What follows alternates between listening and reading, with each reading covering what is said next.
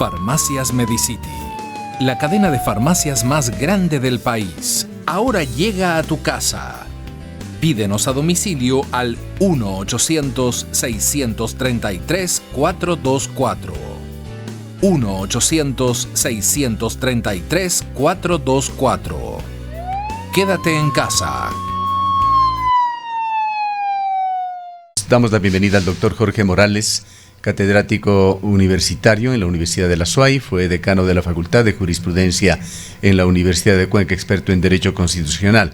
El doctor Morales, en una entrevista que recién la refrescamos, que nos dio el pasado 4 de julio, hace algo más de un mes, señalaba de que Correa sí podría ser candidato en estas elecciones. Varias cosas han pasado. Sin embargo, el avance del juicio Sobornos 2012-2016, con la ratificación de la sentencia en segunda instancia, es una de ellas.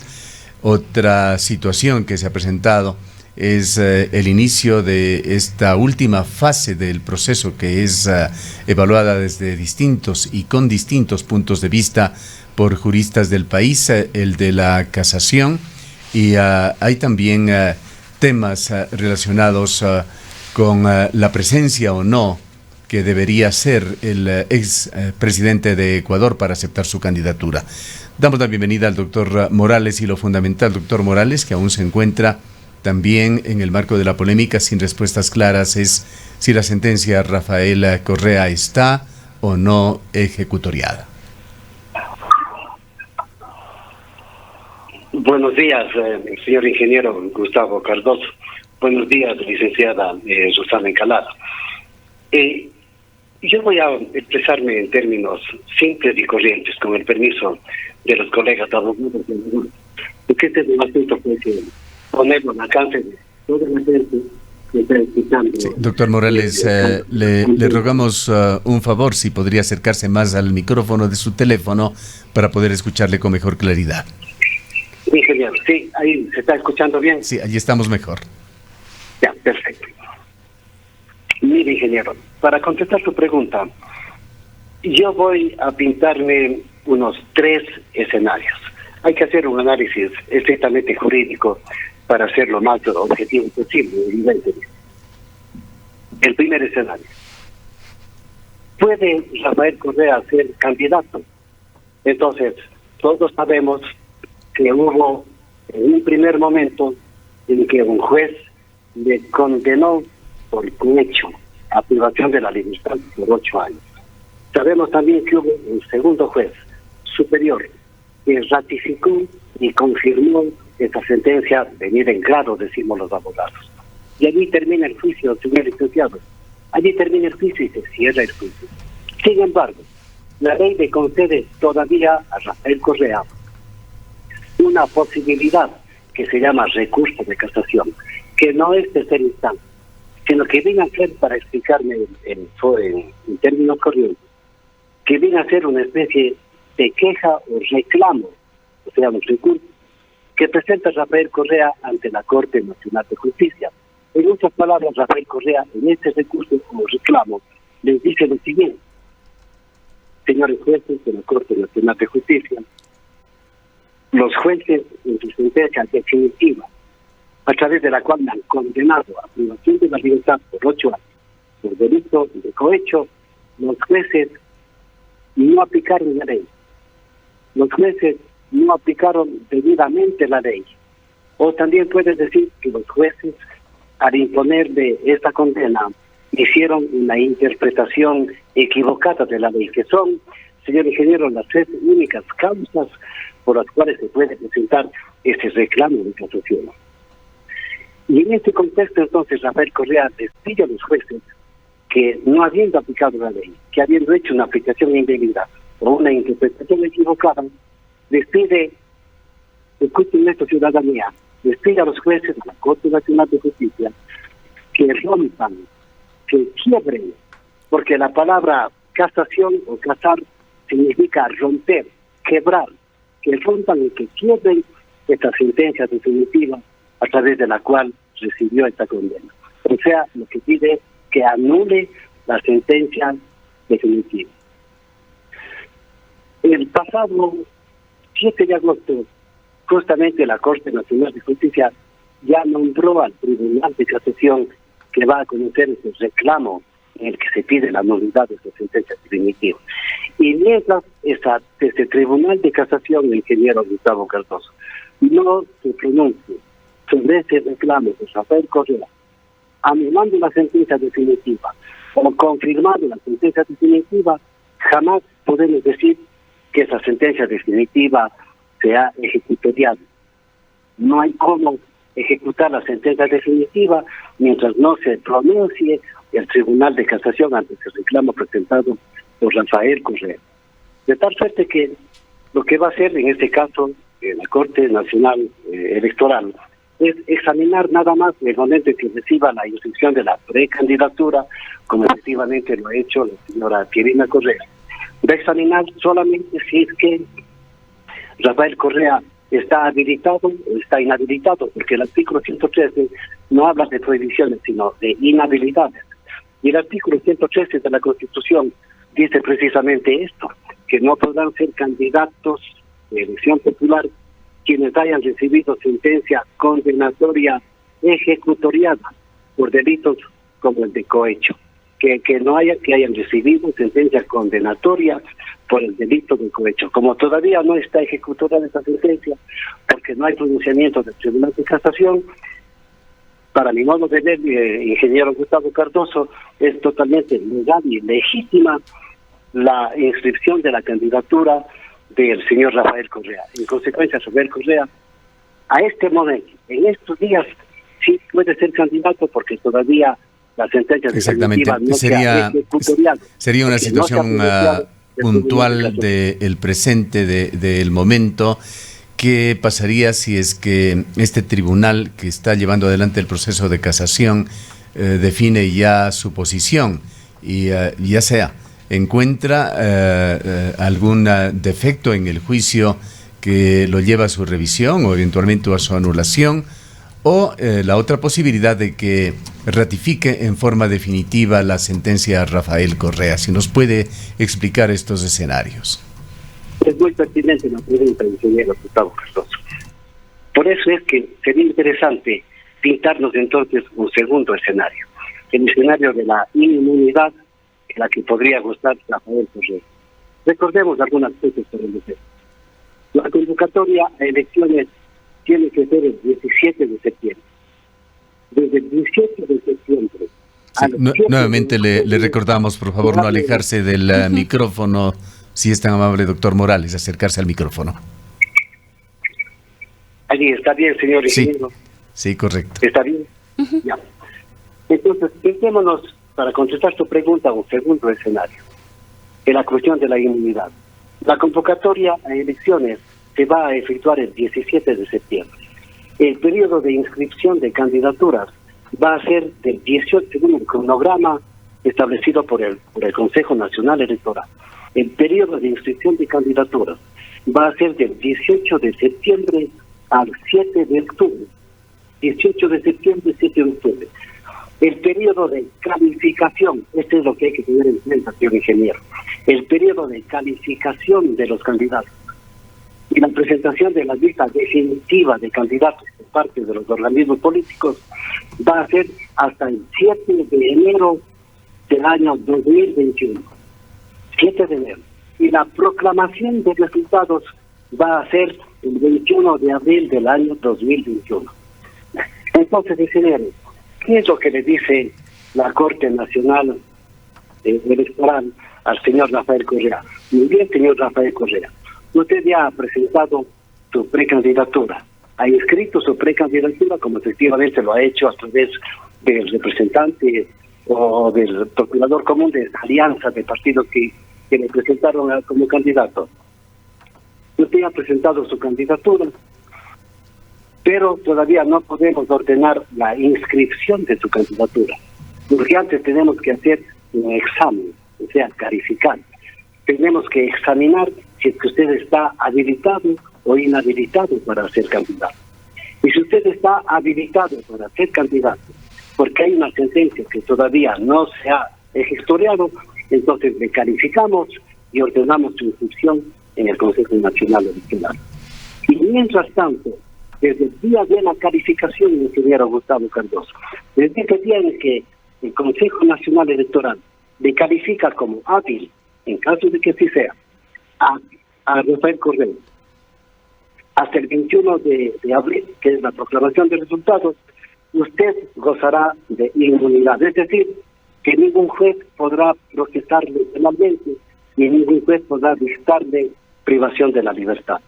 Esto está establecido, señor ingeniero, en el artículo 108 del Código de la Democracia, de la Orgánica de Elección, que dice lo siguiente: los candidatos no podrán ser privados de su libertad ni procesados penalmente desde el momento de su calificación hasta el día de la proclamación de resultados. Es decir, entre el 18, 19, 20 de septiembre, en que se puede que se califique si está habilitado o no, hasta el día de la proclamación de resultados, el 21 de abril de 2021. Es decir, que goza de inmunidad por aproximadamente unos 7 meses. Este es el primer escenario relacionado con la inmunidad. Pero a continuación viene un tercer escenario que está vinculado justamente con la pregunta que usted está formulando precisamente. ¿Qué es lo que pasa después del 21 de abril? El 22 de abril, el día siguiente, se termina pues, la inmunidad, se acaba la inmunidad, y el señor Correa puede enfrentarse a dos situaciones. Una, si Rafael Correa pierde la elección y también pierde el recurso de casación, porque el Tribunal de Casación confirma la sentencia definitiva, el señor Correa tiene que escoger entre dos cosas: o la cárcel o Bélgica, porque el Tribunal de Casación ha confirmado la sentencia venida en grado, la sentencia definitiva. Pero si anula esa sentencia, o sea, si rompe esa sentencia, entonces el señor Correa es un ciudadano común y corriente que puede caminar por las aceras de las ciudades del Ecuador, codeándose con la gente común y corriente que somos la mayoría, gente honesta. El problema viene el señor ingeniero Gustavo Cardoso, si es que el señor Correa gana la elección y resulta electo vicepresidente de la República. ¿Qué es lo que sucede en el caso de ser elegido vicepresidente de la República? ¿Y qué pasaría si el Tribunal de Casación le confirma la sentencia de nivel grado, la sentencia definitiva? Es decir, ¿qué pasa? Que el que Correa pierde el recurso de casación. Puede pasar lo siguiente: si el que está preso o está en Bélgica, prófugo, puede recibir las credenciales el 22 de mayo, porque esa es la fecha para el espíritu judicial.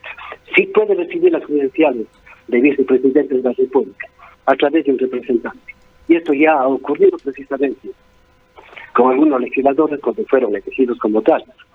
Segunda cosa, inclusive puede posesionarse ante la Asamblea Nacional el 24 de mayo a través de un representante.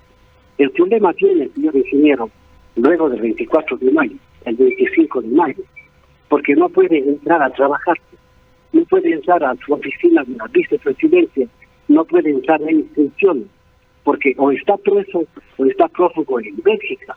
Entonces, yo creo, y ese es mi criterio, de que la Asamblea Nacional juega papel definitivo.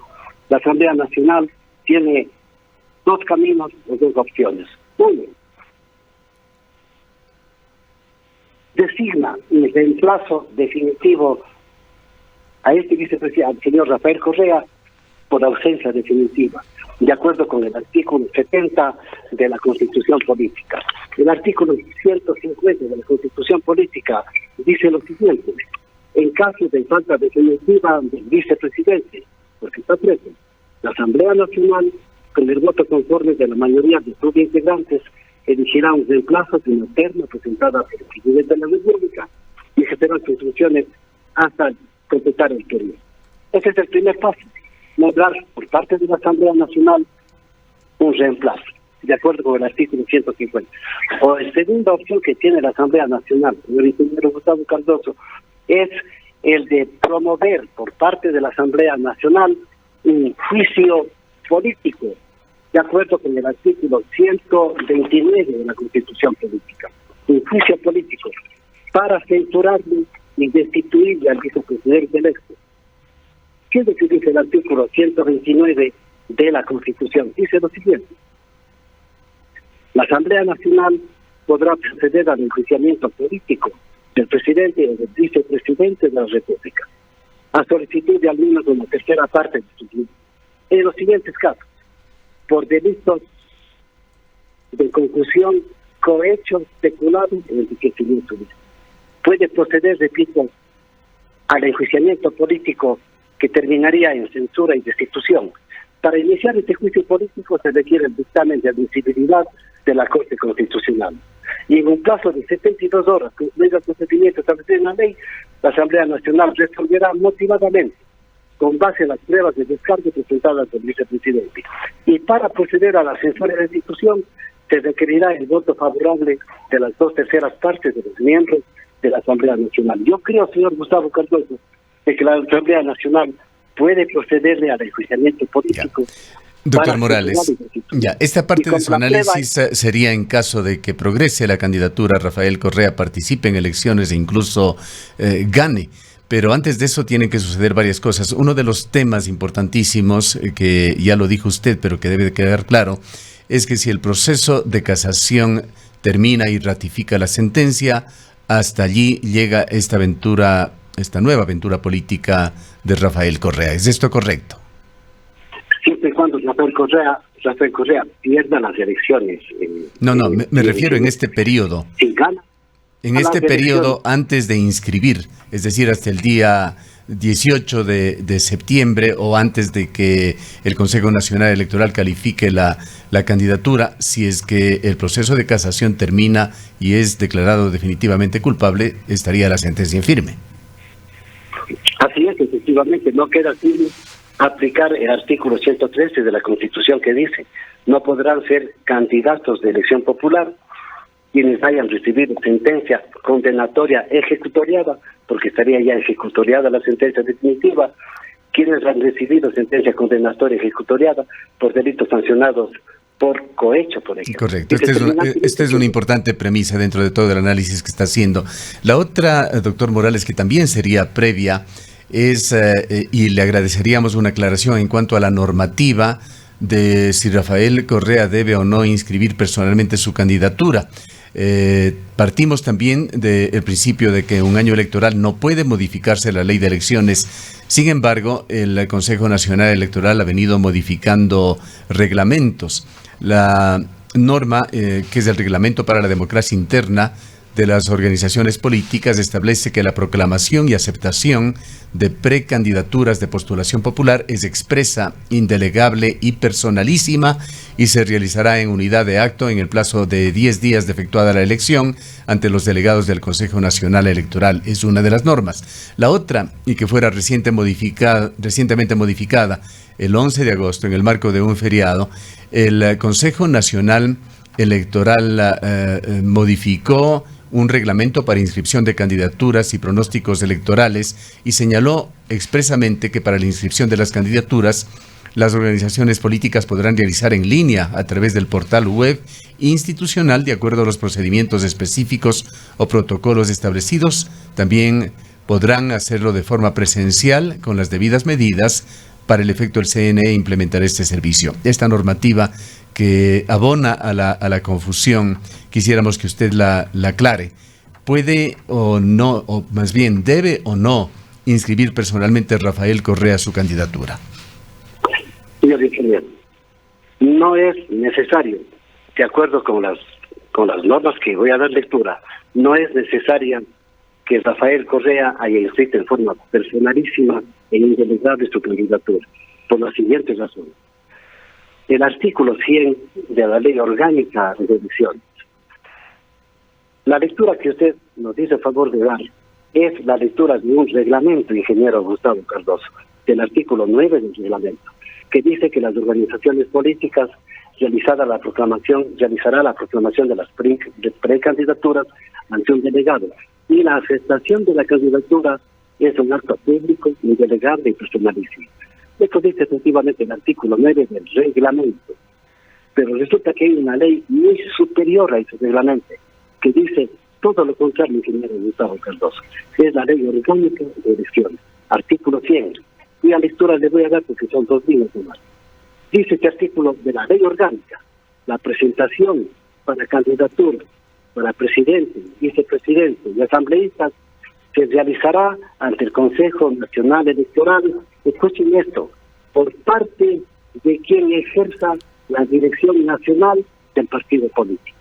Entonces, que no es necesaria la presencia, el acto presencial de Rafael Correa para la inscripción de su candidatura, porque terminantemente dice la ley orgánica de elecciones que la presentación para candidaturas de presidente y vicepresidente se realizarán ante el Consejo Nacional Electoral por parte de quien ejerza la dirección nacional del partido político.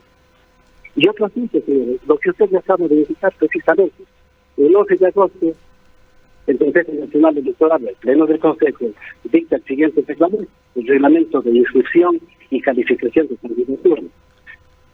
Dice lo siguiente este reglamento: el representante legal de la organización política o el procurador común de la alianza, porque se trata de una alianza, en forma presencial, el representante legal de la organización política, en forma presencial o en línea, realizará la inscripción de las precandidaturas.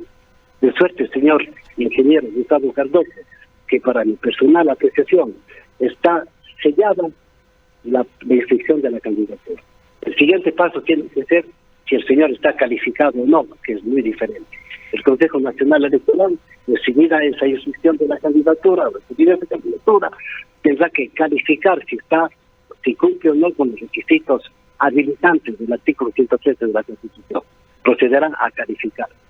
Doctor Morales, muy buenos días. Otra de las preocupaciones en el ámbito jurídico que sería muy importante tener sus criterios tiene que ver con las inhabilidades y las prohibiciones que determina la Constitución para un vicepresidente de la República y que serían las mismas que tiene el presidente de la República.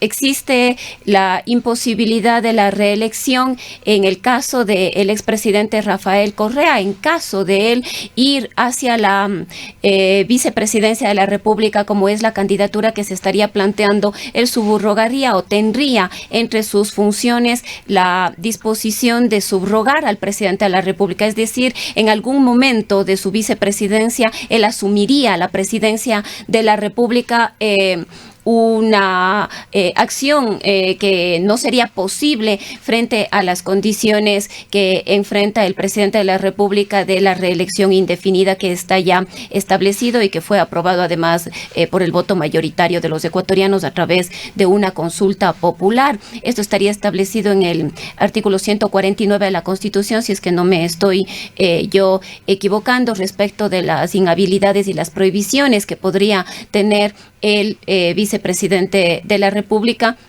y que, como se ha indicado, son las mismas del presidente, considerando que en algún momento deberá asumir este cargo. ¿Cuáles son las lecturas que tiene usted respecto de este tema y de si esto impediría o sería una causa para impedir también que el expresidente asuma esta candidatura a la vicepresidencia de la República?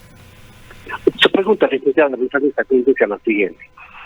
La Constitución Política de la República, más que hablar de prohibiciones, habla de inhabilidades en el artículo 113 de la misma Carta Política, por una parte. Y por otra parte, efectivamente, así es, el 149 de la Constitución Política dice que el vicepresidente está sometido a las mismas inhabilidades y prohibiciones a los que está sometido el presidente de la República. Efectivamente, así es.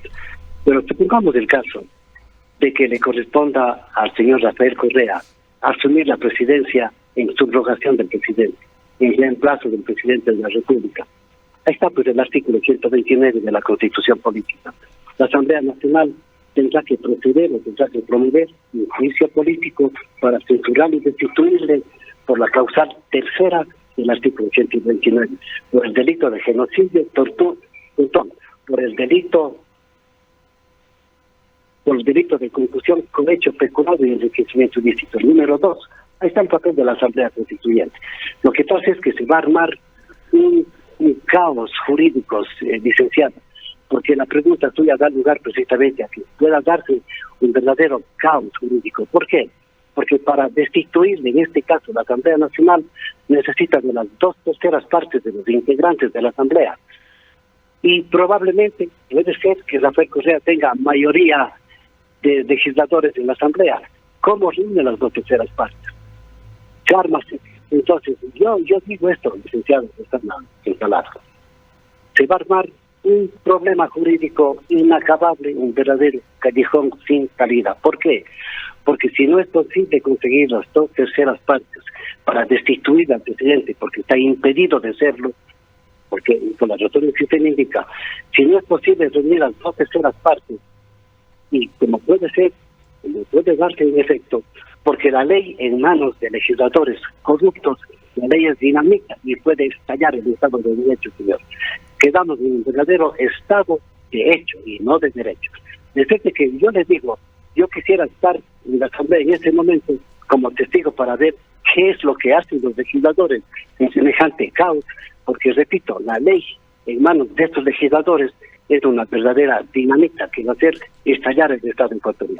Quizá para refrescar la memoria a nuestros oyentes, la aplicación del artículo 149 al cual usted se ha referido, habría que concatenarlo con el artículo 144 que dice: la presidenta o presidente de la República permanecerá 4 años en sus funciones y podrá ser reelecto por una sola vez. Artículo que aplicaría a Rafael Correa si llegara a asumir la presidencia de la República. Sin perjuicio de que pueda añadir algo más sobre esto, doctor Morales, queda también la consulta popular del año 2018, en la cual el pueblo ecuatoriano en forma mayoritaria, con más de un 73%, la pregunta más votada, pregunta 1, aprobó. ¿Está usted de acuerdo con que se enmiende la Constitución para que se sancione a toda persona condenada por actos de corrupción con su inhabilitación para participar en la vida política y con la pérdida de sus bienes, como dice el anexo 1? Esta pregunta, reiteramos, se la aprobó mayoritariamente y se la presentó como una propuesta de enmienda constitucional.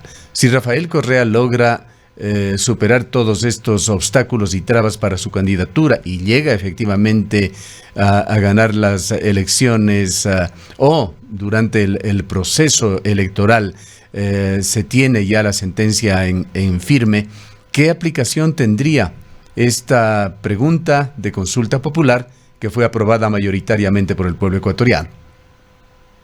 Ninguna aplicación tiene el ingeniero Gustavo Cardoso, porque a esta enmienda que fue aprobada efectivamente en consulta popular, falta implementarla con el dictado de las leyes secundarias. Pues usted verá que hasta ahora, por ejemplo, para inhabilitarle al candidato y para reparar económicamente al Estado por los beneficios ocasionados, no se ha dictado ninguna ley, inclusive esta ley de extensión de dominio, que es la que castiga a estos corruptos precisamente, ni siquiera está siendo considerada por el Parlamento Nacional en este momento.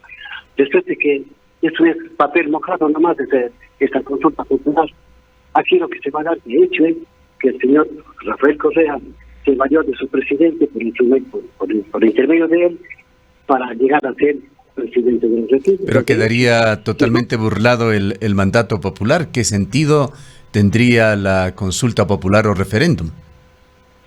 No tiene ningún, así como las otras enmiendas de la consulta, señor ingeniero, no tuvieron ningún sentido. Tantas reformas que propusieron, tantas enmiendas que propusieron, no ha tenido ningún sentido ni ninguna aplicabilidad hasta la fecha. Lo único que toca hacer en este momento es ver qué papel juega la Asamblea Nacional si es que este caballero llega a ser presidente de la República en el plazo del titular. ¿Qué va a hacer la Asamblea Nacional? Tendrá que insuficiar políticamente. No va a quedar otros recursos para mi sistema. Morales, las consultas populares, en este caso la consulta popular, que además tuvo una votación mayoritaria en contra de la reelección indefinida, ¿no es vinculante? Por supuesto que es vinculante. La misma Constitución indica que las enmiendas aprobadas tienen carácter vinculante y cumplimiento inmediato. Pero hay que saber cómo hay que inhabilitar a estos caballeros. Y eso solamente una ley puede hacer. Igualmente, tienen que restaurar, indemnizar daños de perjuicios. Pero hay una ley que tiene que dictarse obligatoriamente para saber cómo es esa reparación. Esta ahora no sale del cajón de la escritora de los desarrollos. porque a ellos no les conviene ser licenciados de Estado, no les conviene dictar. Es decir, que exprofesamente los legisladores o la legislatura, la Asamblea Nacional, estaría generando un vacío legal que no permite que se haga efectiva esa decisión del pueblo en las urnas. Efectivamente, eso es lo que yo me he permitido afirmar, ingeniero Gustavo Cardoso. La ley en manos de legisladores corruptos es dinamita que va a hacer estallar el Estado de Derecho. Bien. Es lo que usted está diciendo, en otras palabras, más aceptadas, se crea un vacío tremendo, un caos jurídico aquí en el Estado ecuatoriano. Bien, muchísimas gracias al doctor Jorge Morales, profesor de la Universidad de la SUAY, fue también decano de la Facultad de Jurisprudencia de la Universidad de Cuenca. En todo caso, un camino tortuoso, lleno de obstáculos, tendrá que seguir esa candidatura de Rafael Correa. Incluso si es que gana, muy difícilmente podría ejercer sus funciones de vicepresidente y eventualmente de presidente de la República si es que llega a reemplazar a quien le acompaña en la lista. En el Ecaustro, desde hace 20 años, trabajamos día a día para generar la energía que tú necesitas. Hoy, renovamos nuestro compromiso de servir a la región y al país, generando desarrollo con conciencia y conservación ambiental y siempre mirando al futuro. El Ecaustro es